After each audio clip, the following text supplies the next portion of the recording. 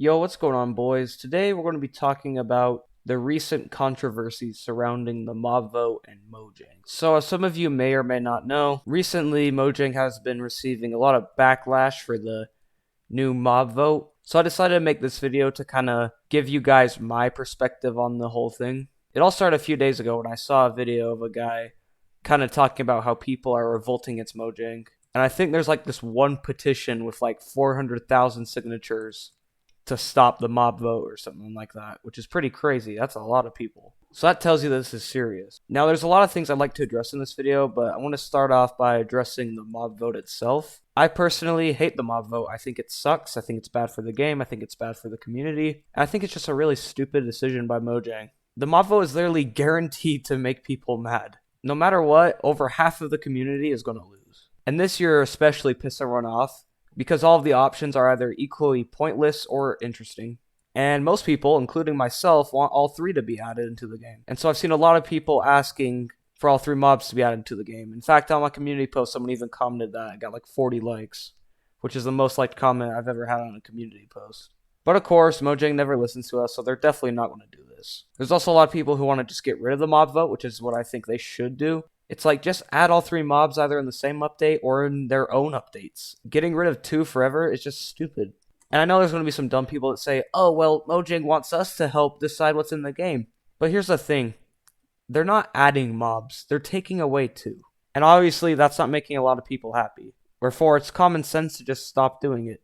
But yeah, screw the mob vote. That's what I say to it. Now, as for accusations at Mojang for being lazy, I don't really know if I agree with that. I'm kind of on the fence about Mojang being lazy, because I don't really know. At first I thought, well, if a modder can add 3 mobs in like 16 hours, surely a whole team can add 3 mobs in like a month. But there's actually a lot of things that Mojang has to go through that modders don't.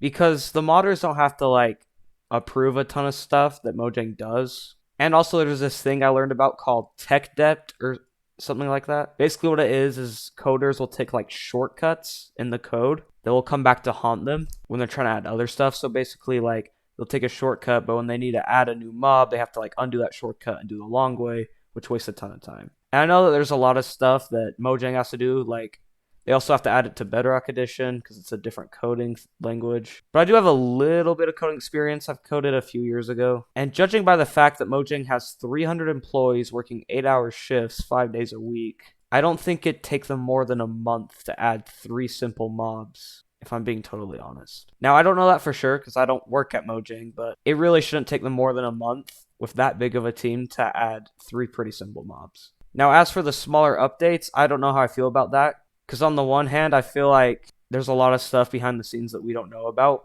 Like, for example, if 1.20, they had to code all the different armor trim combinations. And they work on Minecraft Legends, which absolutely bombed. But the thing that's weird is, when Notch was by himself, or like with a small group of people, Notch could add like really big updates pretty much by himself. Yet an entire team, a multi-million-dollar company, can't add as big as updates as Notch can by himself. So I don't really understand how that works. But again, I don't work at Mojang, so I don't know the ins and outs. I mean, can you blame them though? If I worked at a company like that, I'd be taking shortcuts left and right. So I do think Mojang is a bit on the lazy side.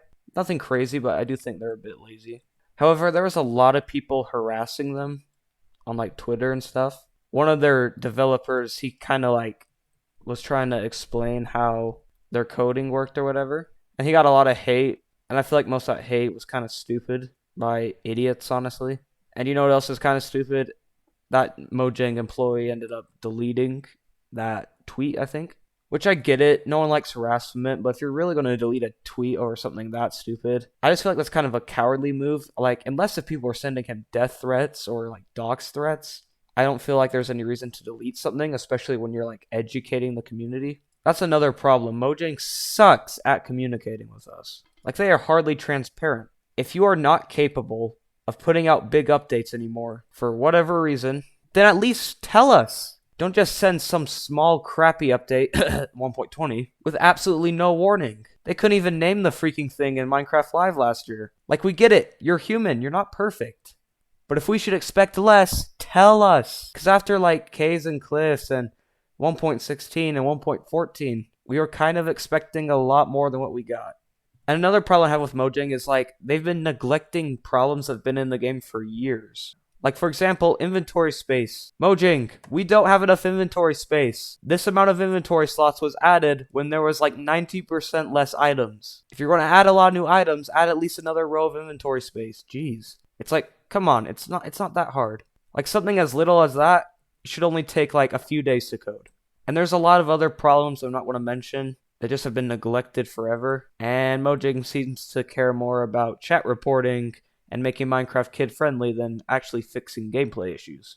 But yeah, I'm going to wrap up this video now. If I don't, it's going to go on forever. I guess if you walk away with one thing from this video, it's that developers are far from perfect, especially when it comes to games. And the bigger the company, it seems, the worse they are at communicating with their community. But don't be too harsh on Mojang or any other gaming company. At the end of the day, they're people too, and they don't deserve to be harassed. But they do need to do a better job of communicating with the community and listening to us, as we probably know more about the game than they do, since we probably play it a lot more than they do. But yeah, what are your thoughts on all of this? Let me know in the comments, and I'll see you in the next one. Bye!